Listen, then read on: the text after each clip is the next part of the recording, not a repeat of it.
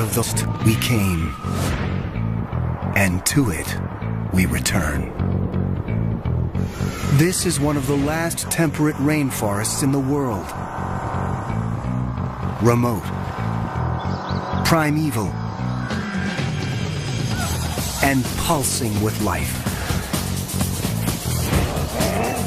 If there's a paradise on Earth, this just might be it. The Alexander Archipelago of southern Alaska. And at the crest of the food chain is one of the most majestic creatures on the planet.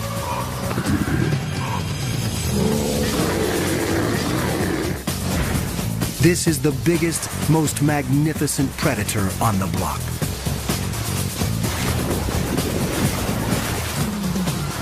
But everywhere, its ancient haunts are under siege.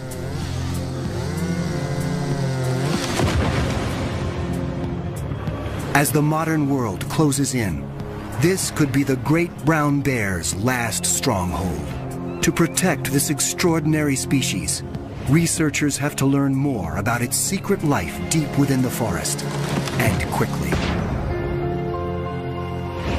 A veteran tracker joins forces with a new technology that may allow us to enter the bear's ancient territory without risking a close encounter of the grisly kind.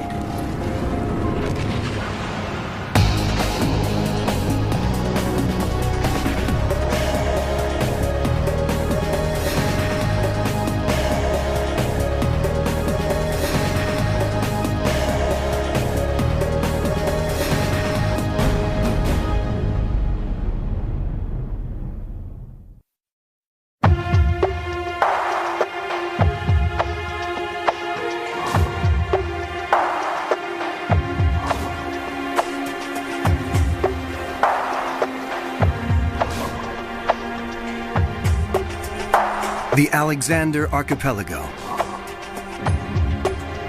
More than 1,000 islands clustering off the coast of Western Canada. Originally mountain summits, they are blanketed by dense, ancient woodlands.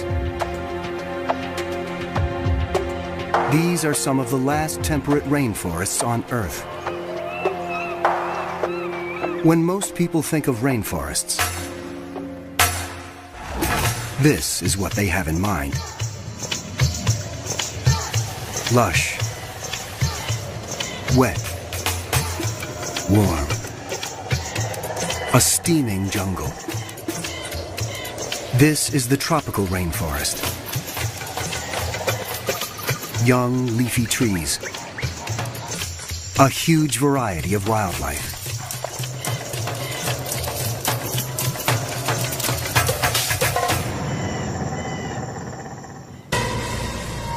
By contrast, the temperate rainforest is relatively cool. It grows in coastal areas, and its trees are mainly spruce and hemlock, often between 500 and 1,000 years old. It is less diverse than the tropical rainforest, but no less imposing. It is a place where land and sea come together to form a whole greater than the sum of its parts.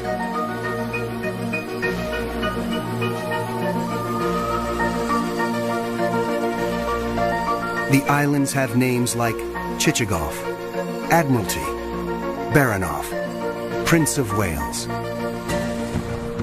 Remote from urban centers, it is a world few humans have penetrated.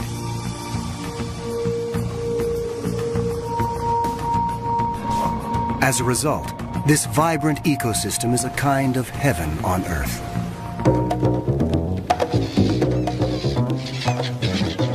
And the variety of wildlife here is astounding. The pristine rivers are alive with countless fish.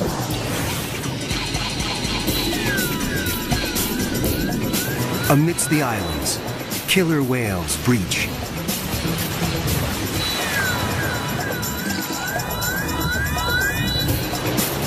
And humpbacks plunge.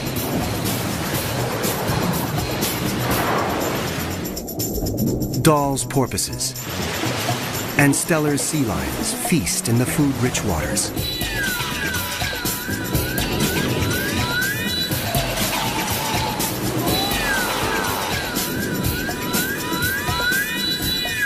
Sitka black-tailed deer make their home in these woodlands, always alert for natural enemies.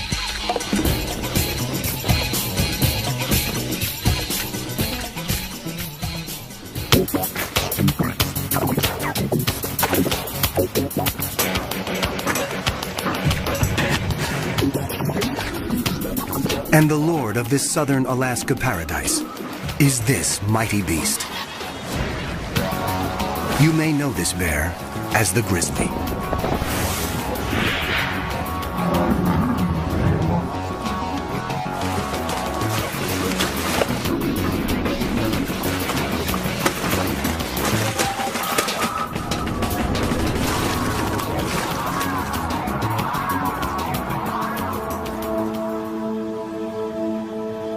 Like the forests it roams, this bear is both majestic and mysterious. In North America, brown bears are often called grizzlies, though biologists reserve the term grizzly for inland brown bears and use brown for bears that live on the coast. Genetically, the two are identical. Whatever this bear is called, it is not a bear to be taken lightly. It can weigh more than half a ton and yet reach speeds of almost 40 miles per hour. The brown bear is arguably the world's largest land carnivore. You might think that honor goes to its cousin, the polar bear, but many scientists classify the polar bear as a marine mammal because it spends most of its life in the ocean or on sea ice. On land, the grizzly is king. It can rise up to 9 feet in height.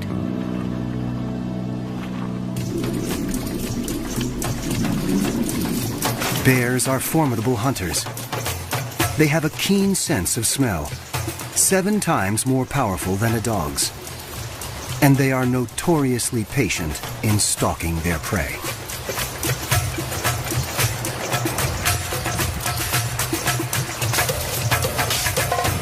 But the grizzly is also a fiercely private animal and usually avoids the company even of its own species.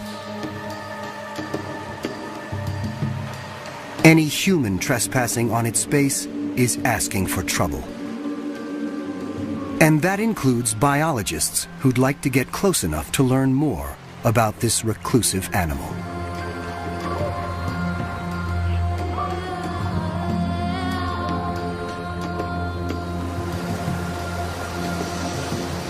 In the rainforest, the brown bear rules. It has no natural predators. And yet, worldwide, its numbers have been in decline for the last 100 years.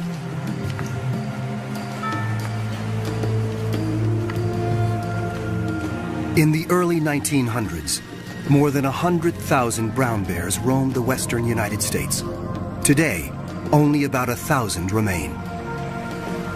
Across the planet, their range has been cut in half since 1900.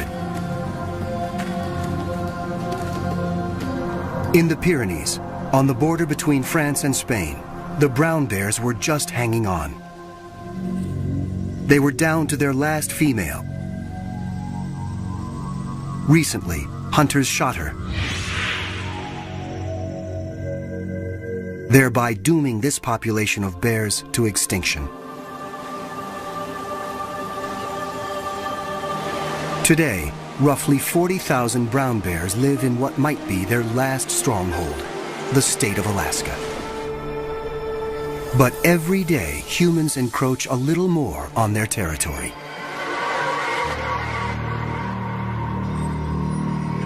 And once again, as in the ancient story, it's man who has brought trouble to paradise.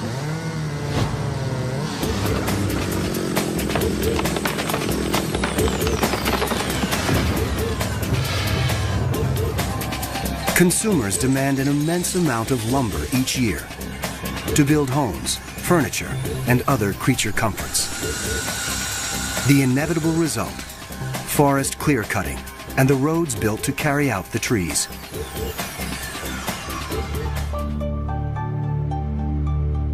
On Chichagof Island, many bears tend to converge on river valleys during the summer months.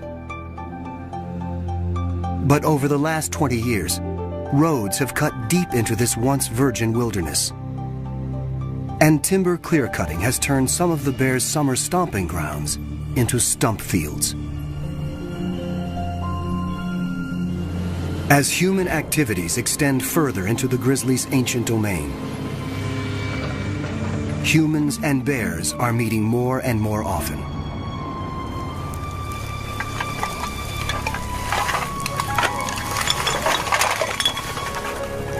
It is a recipe for disaster, for bears, and sometimes for people. This massive predator can be extremely dangerous when suddenly confronted by a human on its turf. And yet, to protect these animals, researchers need to learn more about their numbers, their movements, and their vulnerabilities. They have to get up close and personal with a 500-pound animal that doesn't want them there. That's exactly what one man does for a living, and has for the last 30 years. Born in Wisconsin, Laverne Beyer came from a family of hunters.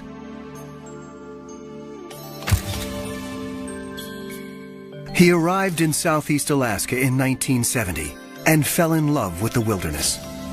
3 years later, Laverne started working with the Alaska Fish and Game Department, tracking and capturing bears for government research. It was a job he was born to do. I've either lived with or worked with bears like my entire adult life, since I was 17 years old. And when I was 20 years old, then I had to shoot a bear in self-defense.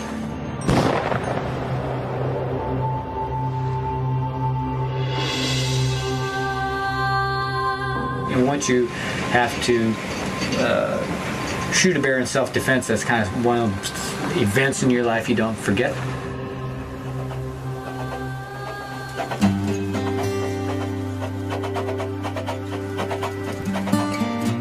Over the years, Laverne has evolved from a trapper into a researcher himself. Largely self-taught, he works on the cutting edge of bear research technology here in Southeast Alaska.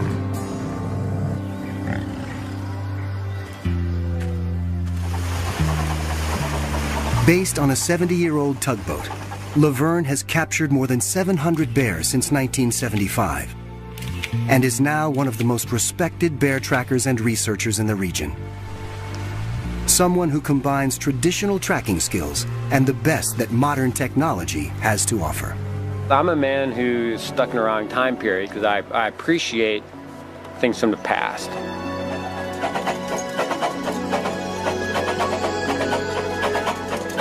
I definitely appreciate technology, and I guess it's somewhat like, too bad a person couldn't live in the past, but yet have some technology of the future.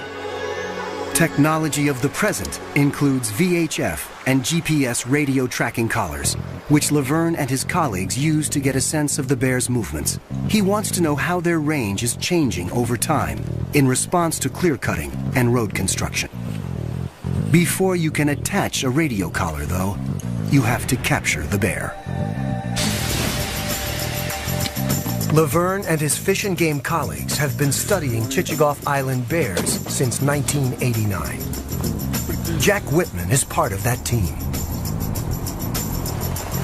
Chichagof is one of the continent's largest islands, with an area of over 2,000 square miles. About 1,100 people live there, and about 1,600 brown bears.